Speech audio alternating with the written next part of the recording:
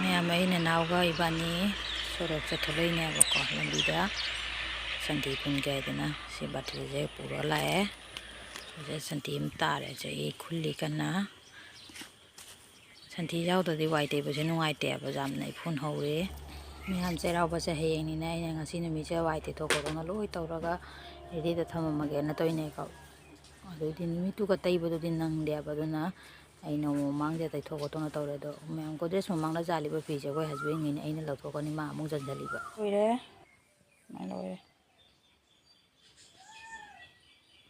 पुलिससु फेंदोलोराबा दुगा हजिक इंगी शूसिंग अमतंग सुदोपिगे Simu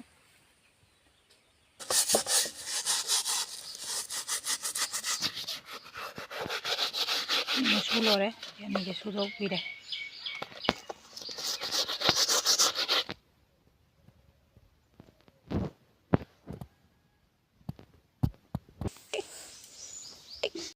hello everyone है नव वीडियो से मैं पुनः पुटराम नक्सरी से साकापम मैम मैम ये थब इंखांग पुनः लोशन खुसना लोरे वाई तेब खोप फी सूगदब लोरगा ये इरुज मैथर अमुक लाएबको थब वाई तई नुन खोट तौरबनीना अमुक इरुजददी नुंगाइतबदो अदुना इरु थोआ लाए आई ब्रेकफास्ट तौद्री अदो हिंजांग सेमना अदुम ब्रेकफास्ट तौरगे तौरी अदो मैम चखुंदा अमुक चलासी ब्रेकफास्ट से चारगे कौनब पोकनेब तब चलगा हेवी चार चाक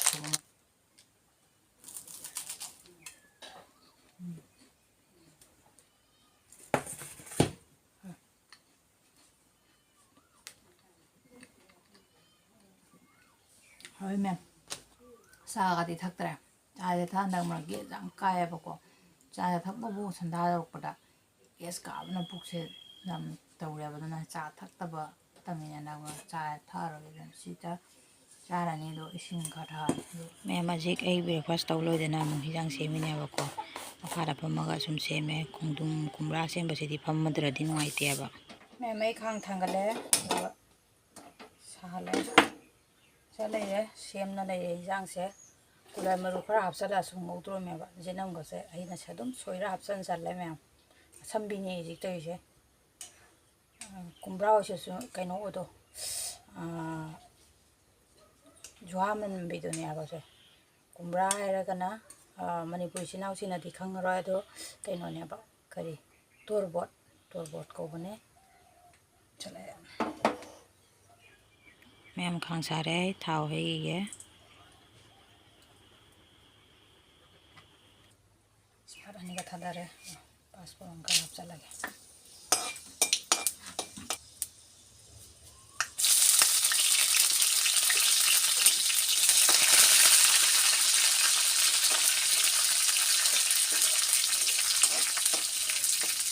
जिनम सिंग लेनरे अदुना ngौसलगे मैम सुमाइना सिंपल दा ngौरा चासो हावनेबको मरम मरकता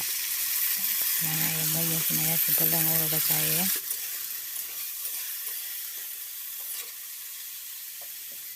फजना खाइरा मतुंगदा अकुम मुकुम कुपसला ngahak थमे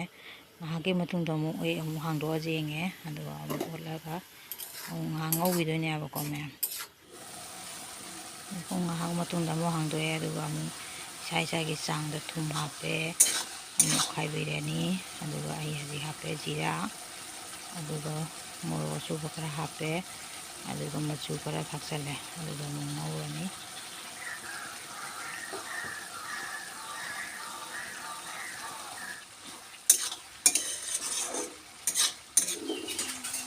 मैम अंगोसे मुल्ले को हजि जाई जाई ना मई से चललानी मुल्ले से यु थोरो आइरागा लेजं मोबाइल अमगा तौ लेजं हिपतना तैजं मैम ने नाउ चाबा हगतखरे ना कइजां नंग चाइदो खंब्रा कुमरा ngौबगा जिनुंगा थबिगा चिंदा जेना मम पेने अथेंगा तौबिदरे मैम आई अतै थबकसु लेबनिना चेंग खपकदा खोकदा लेबनिना मथेंगा तौबिदरे मासिका तौरा पिजाबिरे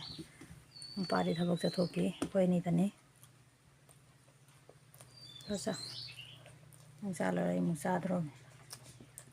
ꯃꯌꯥꯝ ꯆꯥꯛ ꯏꯁꯤꯡ ꯆꯥꯔ ꯉꯥ ꯄꯣꯊꯥꯔꯒꯀꯣ ꯑꯃꯨꯛ ꯍꯧꯒꯠꯂꯦ ꯍꯧꯖꯤꯛ ꯆꯦꯡ ꯈꯔ ꯀꯞꯀꯦ ꯇꯧꯔꯦꯕꯀꯣ ꯍꯌꯦꯡꯗꯤ ꯁꯖꯤꯕꯨꯅꯤꯅ ꯅꯨꯃꯤꯠ 5ꯅꯤ ꯑꯃꯨꯛ ꯆꯦꯡ ꯀꯞꯄ ꯈꯣꯠꯄ ꯌꯥꯗꯦ ꯍꯥꯏꯕꯅꯤꯅ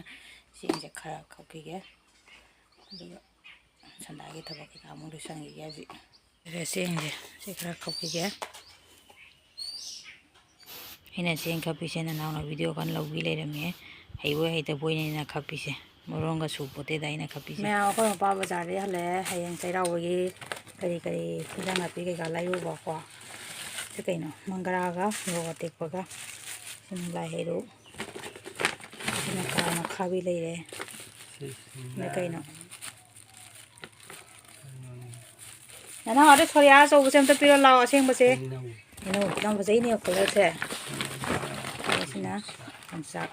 ꯈꯥꯃꯦꯟ ꯀꯩꯀꯥꯗꯣ ꯑꯥ ꯂꯩꯍꯧꯔꯕꯣ ꯈꯥꯃꯦꯟ ꯃꯄꯥꯟꯗ ꯀꯨꯂꯦ ꯃꯔꯨ ꯂꯩ ꯀꯨꯂꯥꯏ ꯃꯔꯨ ꯑꯅꯧꯕ ꯀꯨꯂꯥꯏ ꯃꯔꯨ ꯑꯅꯧꯕ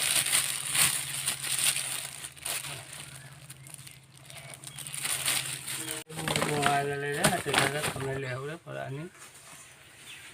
ꯍꯧꯖꯤꯛꯇ ꯕ꯭ꯔꯥꯏꯠꯁꯨ ꯐꯦꯡꯉ ꯄꯨꯁꯜꯂꯛꯑꯦ ꯁꯤ ꯕꯥꯜꯇꯤꯟꯁꯤꯒ ꯍꯌꯦꯡ ꯅꯨꯡꯉꯥꯏꯔꯛꯄꯗꯤ ꯅꯨꯡꯉꯥꯏꯅ ꯍꯧꯖꯤꯛ ꯐꯦꯡꯗꯣꯛ ꯈꯣꯠꯇꯣꯛꯅ ꯂꯣꯏ ꯔꯦꯗꯤ ꯇꯧꯔ ꯊꯝꯃꯝꯃꯅꯤ ꯍꯤꯟꯖꯥꯡ ꯅꯥꯄꯤ ꯏꯟꯖꯥꯡꯁꯨ ꯈꯔ ꯂꯩꯔꯦ ꯃꯌꯥꯝ ꯚꯤꯗꯤꯑꯣꯁꯦ ꯉꯁꯤꯒꯤꯗꯤ ꯁ꯭ꯋꯥꯏꯁꯦ ꯁꯨꯝ ꯂꯣꯏꯁꯤꯟꯖꯔꯒꯦꯕꯀꯣ ꯆꯩꯔꯥꯎꯕꯒꯤ ꯚꯤꯗꯤꯑꯣ ꯑꯃꯨꯛ ꯃꯌꯥꯝꯅ ꯉꯥꯏꯕꯤꯔꯝꯃꯣ ꯉꯁꯤꯒꯤꯗꯤ ꯃꯇꯥꯡ ꯁ꯭ꯋꯥꯏꯁꯤꯒ ꯕꯥꯏ